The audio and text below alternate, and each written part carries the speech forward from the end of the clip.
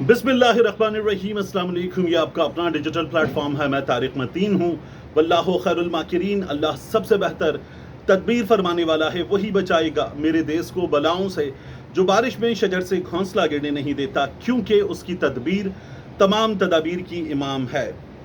Field marshal army chief general Asim Munir साहब, उनको सुहेल वड़ाई साहब ने जो कॉलम लिखते हुए उनसे मंसूब की बातें जो बताया, और 3 कॉलम लिखे, हैट्रिक की। पहला कॉलम था कि फील्ड मार्शल साहब ने क्या बातें की, दूसरा कॉलम था डियर कैदी जी इमरान खान को मशवरे दिए, और तीसरा कॉलम था कि अक्सरियत और अस्करियत क्या है और आगे कैसे चला जा सकता है। तो सुहेल वड़ाई साहब का जो पहला कॉलम इन 3 कॉलम्स की बुनियाद था, उस कॉलम के बारे में अब ये ISPR की जानिब से बताया गया है। एक, सुहेल वड़ाई साहब ने झूठ लिखा है। ये ISPR की जानिब से अल्फाज इस्तेमाल किए गए कि उन्होंने जो बातें की हैं वो मन घड़त हैं।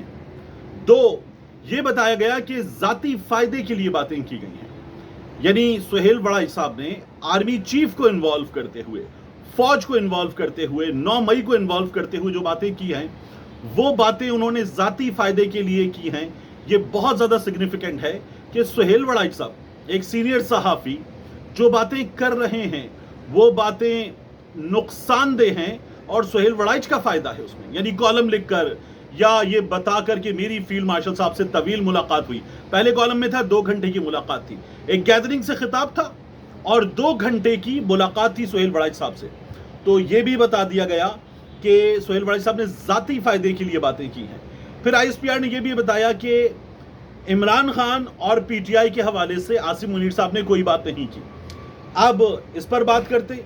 इसके अलावा इमरान खान साहब की 9 मई के जो 8 मुकदमात में, उनमें जमानत मंजूर हुई है, इस पर बात करते हैं। और तोशा खाना 2 जो इमरान खान साहब का मुकदमा है, उसके हवाले से एक बार फिर हमारे सामने नई तारीख आ गई है। इन तीनों चीज़ों पर बात करते हैं। सुहेल वड़ाई साहब के साथ क्या हुआ। सुहेल वड़ाई साहब ने ये जो कॉलम था ना, फील्ड मार्शल साहब से पहली मुलाकात, इसमें लिखा कि वो काफ़ी वक्त से कोशिश कर रहे थे, एक सरबराह मुमलिकत आए हुए थे। उस मौके पर सुहेल वड़ाई साहब ने बात की कि मिलना है, तो उन्होंने कहा मिल लेते हैं, आपसे मुलाकात की जो आपकी ख्वाहिश है वो खबरें आती रही हैं मुझ तक, मिल लेते हैं। फिर उन्होंने कहा मौसिर नकवी ने मिलवा दिया, ब्रसेल्स में हो गई मुलाकात।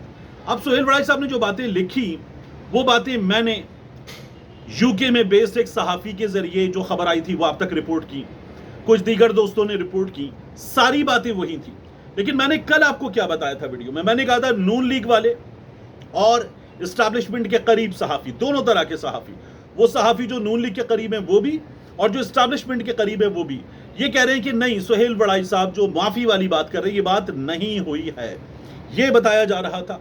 अब मैं आपसे अर्ज़ करता हूँ कि अब सुहेल वड़ाई साहब, ये बताया जा रहा है कि जो कुछ लिख रहे हैं वो ज़ाती फ़ायदे के लिए और मन घड़त लिख रहे हैं। लेकिन मुआफ़ी वाला वाक़या जो अल्लाह रब्बुल इज़्ज़त से शैतान का और दीगर फरिश्तों का इंटरेक्शन था तख्लीक़ आदम के हवाले से, ये वाक़या सब ने रिपोर्ट किया। यही वाक़या सुहेल वड़ाई साहब ने लिखा। नून लीग के सोशल मीडिया एक्टिविस्ट और नून लीग के रहनुमा भी, परवेज़ संधेला, उन्होंने वाक़या बताया भी, मैंने आपको सुनवाया भी उनकी ज़बान से। तो ये बात हुई। अब क्या ये इमरान खान के कॉन्टेक्स्ट में थी। तमाम चैनल्स ने सुहेल वड़ाई साहब के कॉलम के बाद ये चीज़ें लिख दी कि आसिम मुनीर साहब ये समझते हैं। अब बताया जा रहा है कि नहीं, ये उस कॉन्टेक्स्ट में नहीं थी, इमरान खान के हवाले से कोई बात ही नहीं हुई। और लोग ये कह रहे हैं कि नहीं जी, देखिए 9 मई पर तो नो माफ़ी।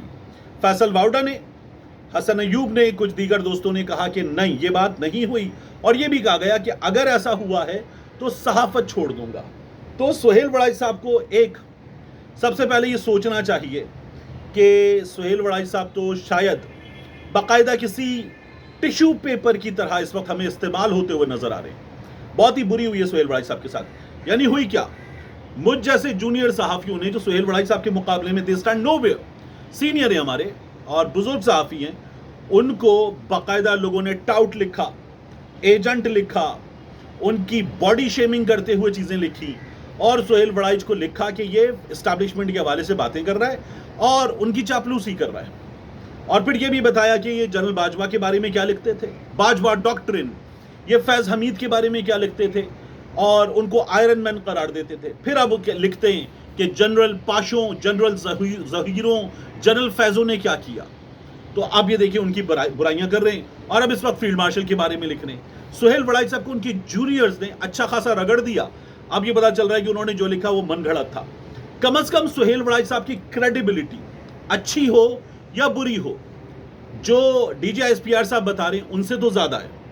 کیونکہ D G S P R صاحب نے خود بتایا صدق دل سے معافی. تو سہیل وڑائی صاحب نے یہی تو بات لکھی تھی. D G S P R صاحب نے 9 مئی کا 1 سال پورا ہونے پر یہ بات کی، خود کی، کہ صدق دل سے معافی مانگی جائے. تو جو سہیل وڑائی صاحب نے لکھا، اگر آپ کہہ رہے ہیں جھوٹ لکھا، تو یہ بات تو آپ بھی کر چکے، آپ کا ادارہ کر چکا، فارملی پریس کانفرنس میں کر چکے. تو سہیل وڑائی صاحب کی کریڈیبلٹی آپ سے تو حضور والا زیادہ ہے.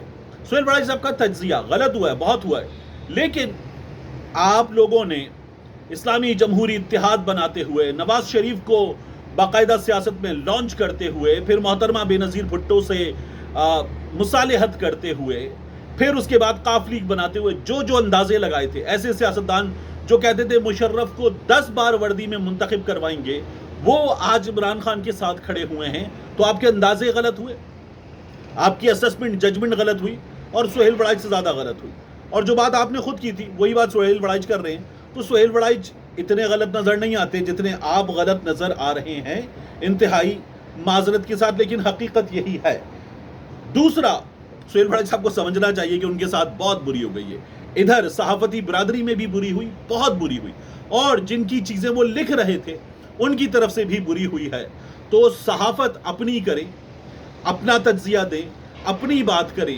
جب آپ کسی اور کے لیے لکھنا شروع ہو جاتے ہیں کہ باجوہ ڈاکٹرن ہے، فیض آئرن مین ہے، عاصم منیر صاحب کے پاس روڈ میپ ہے 10 سال کا، پھر آپ غلط ثابت ہوتے ہیں تو اندر سے بھی آپ کو غلط کہہ دیا جاتا ہے. بہت بری ہوئی ہے سہیل وڑائی صاحب کے ساتھ. اس کے بعد میں آپ سے عرض کروں، یہ جو عمران خان صاحب کی ضمانت ہوئی ہے، یہ ضمانت ہو گئی، لیکن اس ضمانت سے پہلے کیا ہوا؟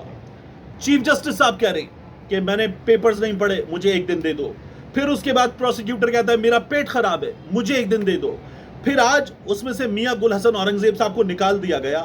لیکن بہرحال آج ضمانت ہو گئی، ضمانت ہونی تھی. لیکن چیف جسٹس صاحب نے میرٹس پہ بات کرنے سے روک دیا. میرٹس پہ بات کرنے دیتے اور جس طرح کی مقدمے بنائے گئے ہیں، جس طرح کی چیزیں کی گئی ہیں، اگر یہ کرنے دیتے چیف جسٹس صاحب تو وہ مقدمے سرے سے اڑ جاتے. اب تو ضمانت منظور ہوئی ہے. تو چیف جسٹس صاحب نے باقاعدہ طور پر روکا ہے، عمران خان صاحب کے کیس میں انصاف ہونے سے روکا ہے. اور ایک شخص جس کو اٹھایا گیا ہے اسلام آباد ہائی کورٹ سے، شیشے توڑ کر نکالا گیا، یہاں گریبان سے پکڑ کر لے جایا گیا، اس کے وکیلوں کے سر پھاڑ دیے گئے، یہ سب کچھ کیا گیا. اس شخص کو آپ کہہ رہے ہیں کہ وہ ماسٹر مائنڈ ہے. 9 مئی کا جب وہ گرفتار تھا اور جو کچھ ہوا اس میں اس کے ساتھ حافظ ارشد جو شیلڈ پکڑ کے کھڑا تھا وہ لاہور میں موجود ثابت ہو رہا ہے. اگر ان تمام چیزوں پر بات ہوتی، ان گواہوں پر جنہوں نے 9 مئی کی گواہی دی ہے اور جن کو جج صاحب نے کہا میں نے گوگل پہ چیک کر لیا، گواہ ایسے ہوتے ہیں، انڈر کور ایجنٹ ایسے کام کرتے ہیں، تو یہ سب کچھ اڑ جاتا. لیکن یحییٰ خان صاحب نے، چیف جسٹس یحییٰ خان صاحب نے باقاعدہ سپورٹ کیا کہ یہ کام نہ ہو اور صرف ضمانت ہو جائے. عمران خان صاحب پر تو ابھی بھی 150 مقدمات ہیں. ان 150 مقدمات میں عمران خان کو باہر آتے آتے اور ابھی باقی چل رہے ہیں. یہ جو توشہ خانہ 2 ہے یہ چل رہا ہے. 9 مئی کا مرکزی مقدمہ جو کور کمانڈر ہاؤس لاہور سے متعلق ہے وہ بھی چل رہا ہے. جی ایچ کیو والے مقدمے کا بھی فیصلہ ابھی نہیں آیا ہے. تو یہ ابھی باقی ہیں. تو عمران خان صاحب کے بہت مقدمات باقی ہیں اور عمران خان صاحب باہر آ جائیں یہ بہت ہی مشکل کام ہے. لیکن سلمان صفدر صاحب کو ہیڈس آف، انہوں نے یہ بیٹل بہت اچھی لڑی ہے اب تک اور وہ اس بیٹل کو لڑنا جانتے ہیں، وہ بہت اچھا لڑ رہے ہیں. یہ ضمانت ہو گئی ہے. توشہ خانہ 2 کیس میں کیا ہوا ہمارے سامنے؟ ایک بار پھر توشہ خانہ 2 کیس کی سماعت تھی اور جج شاہ رخ ارجمند صاحب نے جو اڈیالہ میں سماعت نہیں ہوگی فیصلہ سنایا تھا، پھر اس کے بعد کہا جوڈیشل کمپلیکس میں ہوگی اور جوڈیشل کمپلیکس میں ہونے والی سماعت کے بعد جج صاحب نے اب اگلی تاریخ دے دی بغیر کسی کارروائی کے. یہی ہوگا، عمران خان تک ایکسس دیا جائے گا، سماعت ہوگی اور اڈیالہ میں ہوگی تو صحافی جائیں گے، وکیل جائیں گے، ان کی بہنیں جائیں گی اور پھر ہوگا یہ کہ عمران خان صاحب کیا سمجھتے ہیں تحریک کے حوالے سے، ان مقدمات کے حوالے سے. عاصم منیر صاحب نے جو بات کی معافی کے حوالے سے، اس کے حوالے سے وہ ریئیکشن آئے گا. اس ریئیکشن کو روکنا، عمران خان کو انکمیونیکاڈو رکھنا اور عمران خان صاحب تک ایسے لوگ پہنچنے دینا کہ جن کی وجہ سے ان کا پیغام باہر آئے. اس چیز سے روکنا مقصد ہے. اس چیز سے روکنے کے لیے سب کچھ بہت زیادہ اطمینان کے ساتھ یہ سسٹم کر رہا ہے اور اس میں کامیاب ہے. لیکن اگر آپ دیکھیں تو آہستہ آہستہ اس دیوار میں ہمیں چھوٹی چھوٹی دراڑیں پڑتی نظر آنا شروع ہو رہی ہیں. اور یہ دراڑیں صرف ایسا نہیں ہے کہ جو عمران خان کے خلاف مقدمات کی دیوار کھڑی کی گئی ہے اس میں پڑ رہی ہیں. یہ دراڑیں آپ کو نظر آ رہا ہے کہ یہاں اندر بھی پڑ رہی ہیں، نون لیگ والی سائٹ پر، اسٹیبلشمنٹ والی سائٹ پر، ان کے تعلقات پر، اور ان کی یہ کنٹینیوٹی تسلسل جاری ہے، سب کچھ بہترین ہے. اس دعوے پر بھی یہ دراڑیں ہمیں پڑتی ہوئی نظر آ رہی ہیں اور یہ سلسلہ ابھی آہستہ آہستہ جاری رہے گا. کیونکہ ایک بات ہے، یہ انتظام لوگوں کے ووٹ پر بیسڈ انتظام نہیں ہے، یہ حقیقی انتظام نہیں ہے، یہ ایک شخص کو اقتدار تک جانے سے روکنے کے لیے کیا گیا انتظام ہے. یہ انتظامات غیر حقیقی، غیر فطری ہیں اور غیر فطری چیزیں بہت کم چل پاتی ہیں. ملتے ہیں انشاءاللہ آپ سے اگلی ویڈیو میں.